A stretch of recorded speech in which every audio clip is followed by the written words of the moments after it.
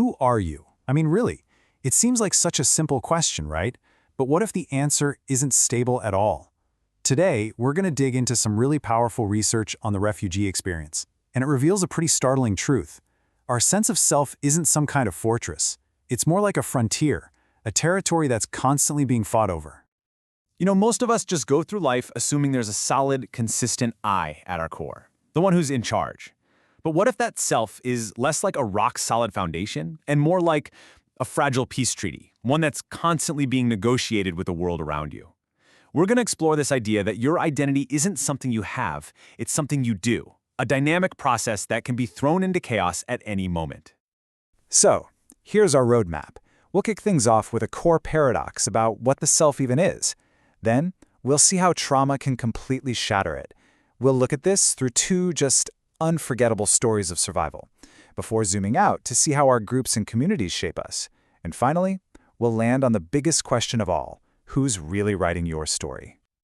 Okay, so our journey really starts with the brilliant psychologist Carl Jung, because to understand a disputed self, we first have to get our heads around his fascinating and honestly pretty contradictory idea of what a self is in the first place. And here it is, Jung's central paradox. He argued that our psyche is two completely opposite things at the same time. On one hand, he said it's a collection of all these independent parts, he called them splinter psyches, that can almost have a life of their own. But on the other hand, the self is this single big picture thing that's trying to hold all those pieces together in one unified whole. So are we one or are we many? Jung's incredible answer was basically, yes, we are always and unstably both. Jung gave these splinter psyches a name you might have heard: complexes. The best way to think about them is like emotionally charged magnets buried in your unconscious. And when one of them gets triggered, wow, it can pull your conscious personality completely off course, making you feel like a total stranger in your own mind.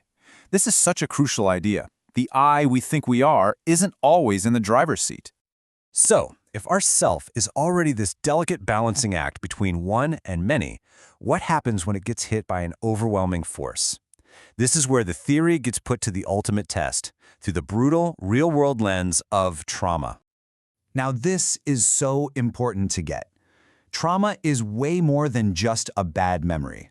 The source material here frames it as a violent breach, an invasion that doesn't just hurt the self, it completely shatters its defenses and leaves something foreign and unmanageable behind. Think of it like this: your self has a kind of protective psychic skin. Trauma is the force that just tears that skin right open. And the wound it leaves isn't just painful, it's an opening. It's an opening that allows this alien otherness to flood in, a presence that the self just cannot process or control. To really understand what this kind of breach feels like, we're going to turn to two incredibly profound stories from refugees. And look, these aren't just abstract case studies. They are harrowing testaments to how the self has to twist and contort itself just to survive the unsurvivable. First, we meet Kay. The violence he experienced was systematic. You see, it wasn't random. It was a targeted attack on his identity at every single level: his religion, his family, his political beliefs, and finally, his own body. His entire world, everything that made him him, was targeted for annihilation. And then there's E. Her story is different.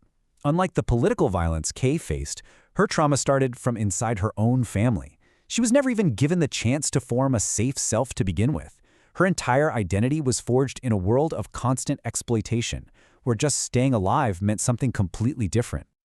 So, with their psychic defenses completely blown apart, how in the world did K and E survive? Well, their minds were forced to reorganize in two drastically different yet equally remarkable ways. K adopted what you could call the hero's strategy. His core self, his ego, basically retreated into this tiny, heavily fortified tower, bracing for a constant state of war. E's path was the trickster's. She couldn't fight, so she had to hide.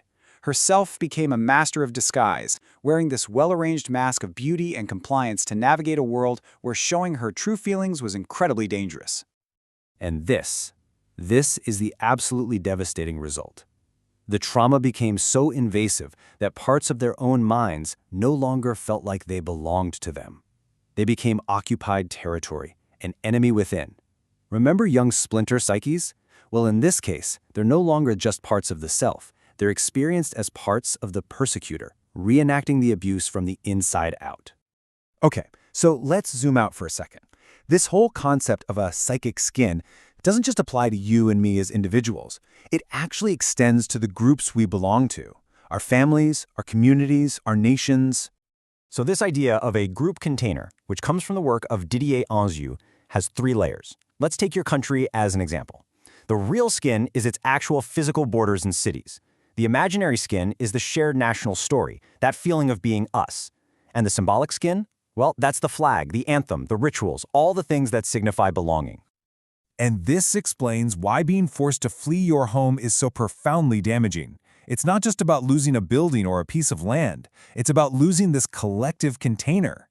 When the group's psychic skin gets torn apart, every single person in that group is left feeling psychologically exposed, uncontained, and just adrift in the world.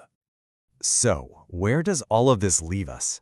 After seeing how this self can break apart under pressure and how it's held together by our groups, we arrive at a really powerful, and I think kind of radical conclusion about what our identity truly is. The ultimate takeaway is this. The myth of the independent, self-made individual is just that. It's a myth. Our identity is not a solo project. It's a shared story, one that's being co-authored every single day by our relationships, our communities, and our environment. And so we end right back where we started, with a question. If the self isn't a fortress we build by ourselves, but a story we write together, what does that change? It challenges everything we think about strength, about healing, and about our responsibility to each other. So think about the story of you. How much of it do you really, truly write? And who else is holding the pen with you?